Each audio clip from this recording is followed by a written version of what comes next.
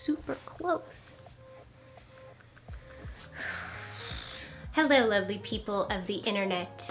So since you clicked on this video, I'm assuming you wanted to know about long distance relationships and how to survive them. So I'm here to help you out as best as I can. In this video, I'm going to give you guys some of my own personal advice on how I survive a long distance relationship, especially during a pandemic. Of course, this doesn't just apply to being in a long distance relationship during 2020, during COVID and all that stuff. This will also apply outside of that in the future. If you're new to my channel, don't forget to hit the subscribe button down below. Another way to support my channel is just to give me a thumbs up, comment below, let me know about your long distance relationship, or if you've had a long distance relationship in the past and what your experience was like, and share this video with your friends and family. Okay, let's just jump right in. So just a quick backstory on my long distance for those of you who haven't seen any of my past videos. So I have been in a long distance relationship with my boyfriend since, the very beginning. We met online as friends, have known each other for many years, never met, and then suddenly started talking again.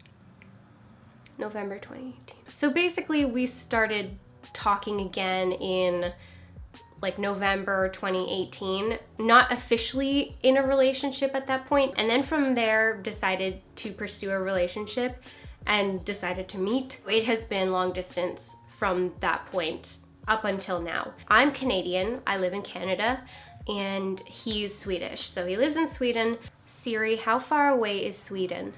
I'm not sure how far away Stockholm, Sweden is by car, but it's about 7,459 kilometers as the crow flies. So there have been obviously like ups and downs with dealing with a long distance. In my past, I have never been in a long distance relationship. I personally have always dated people that were like generally in my area. We have both visited each other's countries, obviously. Before COVID happened, he was actually supposed to come here in Canada to start a holiday working visa for a year, and literally weeks away from him flying out, COVID happened, so that was put on hold. So the last time we saw each other was in January. I still haven't seen him in person since January, and it is currently October. So that is our situation currently. Canada has our borders pretty much heavily restricted. He hasn't been able to come into the country, but it's starting to look like there's gonna be a little bit of wiggle room there coming up. So we'll see, fingers crossed. I'll keep you guys updated on that. That is my current situation. Still in a long distance, still waiting to not be in a long distance, still trying to navigate, but surviving. Okay, so make sure that you touch base with your partner at least once a day, whether it's like one text in the morning or like text in the morning, text at night, or like just throughout your day. Good morning, good night. It doesn't take that much time to let your partner know that you're around and that you're thinking about them. Another thing that really helps is like taking pictures of little things that you see, or like food or selfies or whatever throughout the day when you can. Even sending like voice messages, that's something that me and Sebastian would do from time to time, especially in the beginning. We sent each other more voice messages. Like a really short phone call or video call does help a lot, even if it's just like 5 minutes. Also, super important for any relationship, but especially when you're in a long distance, you have to communicate extremely well so that you can be on the same page about your relationship. You both know what your goals are with your relationships, sharing your boundaries, your thoughts, your pet peeves, all that stuff. If something is bothering me, if someone says something that bothers me, I have this bad habit of just like sucking it in and not saying that it bothers me, because I don't like confrontation, and I'm afraid that me saying how I feel about something will cause a negative reaction. I'm trying to work on that. It is really important to just say how you feel, because if they don't know, then, how are they gonna know you know, help you and make you feel heard and understood and all that stuff. Yeah, that's something I personally have to work on as well. Another thing that's really helpful is having something of theirs that reminds you of them, that smells like them, just kind of is like a physical reminder that this person is real, that they're out there still, that they will be back. Whether it's like an article of clothing or an item of some sort. This is the sweater that I use that Sebastian left for me / kind of gave to me, I guess. So it's kind of, you know, it's in my closet. It's there whenever I need it, whenever I need some comforting. Another thing that I think is really great is if you're going to miss a special event, some type of celebration, a birthday, Christmas, I don't know, a graduation or something, it's always nice to show your partner that you care, that you're thinking about them during this special occasion. For my birthday, which was actually this week, I wanted this very specific jacket that was Disney inspired, and Sebastian ended up getting that for me. I opened it on my birthday as if he was there, you know, there in spirit. And that was also really nice. Earlier this year, Sebastian had a surgery. I specifically planned out a day to have a delivery of chocolates sent to his apartment.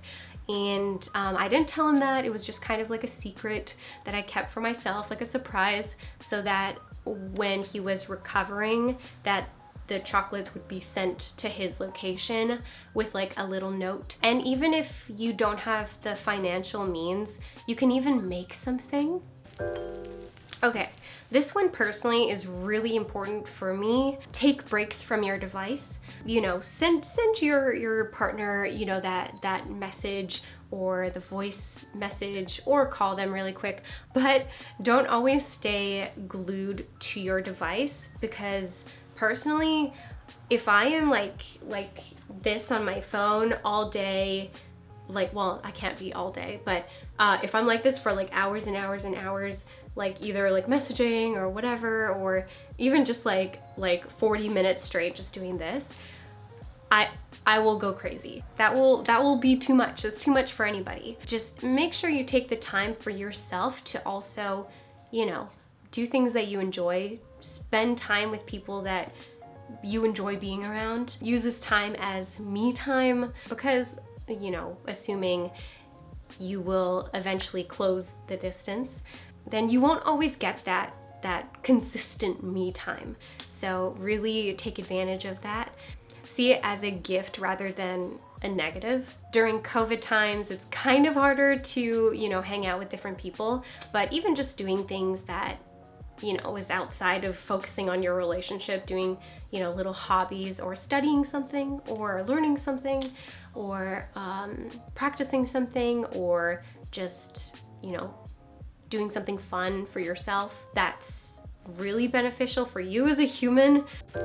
Have a little like date night that you schedule in your week. Set a time in your week to have like longer phone calls or video calls. If you have like a game system, then play a game together. That's what Sebastian and I do, because he's definitely into games more than I am, but that's something that we can, you know, do together from a distance. So, you know, play some games together, or you can watch a movie together. I have personally never done that, but I think that that's actually kind of a cute idea.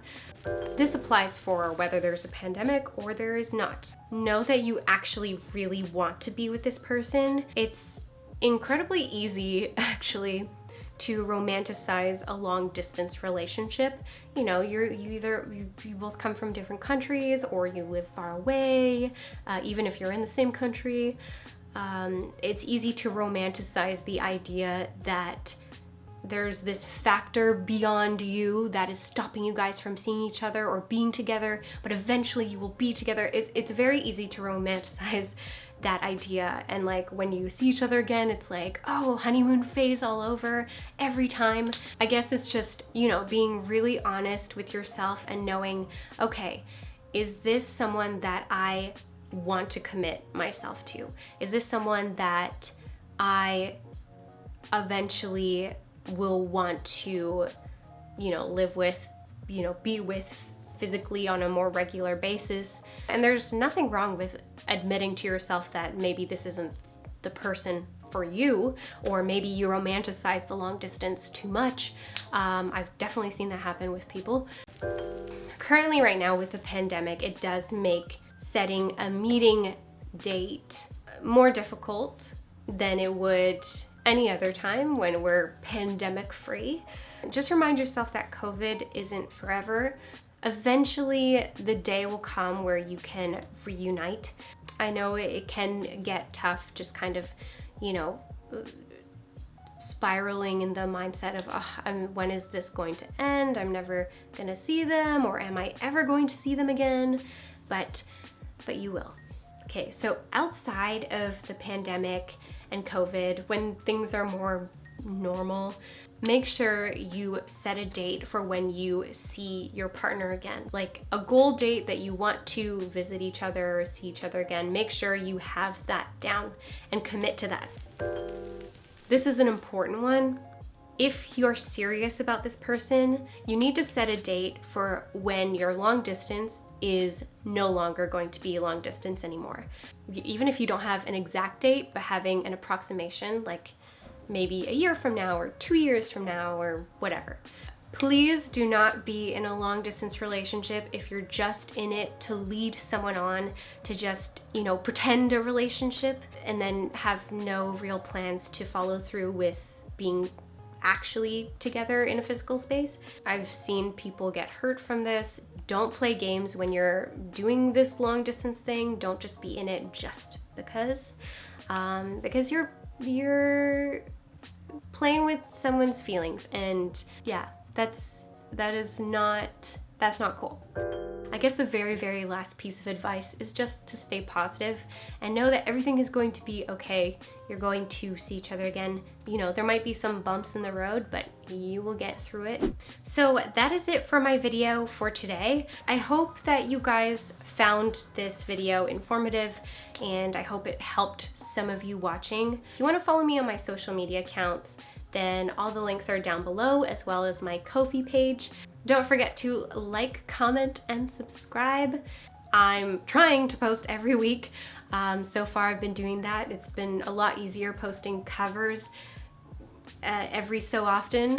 I will keep you guys updated on what's going on in my long distance, when my long distance is going to be just relationship and no longer long distance. I'll see you guys in the next video. Much love, guys. Bye. Oh, and Sebastian also says, this is a good point. Don't piss her off. Or goodbye, penis.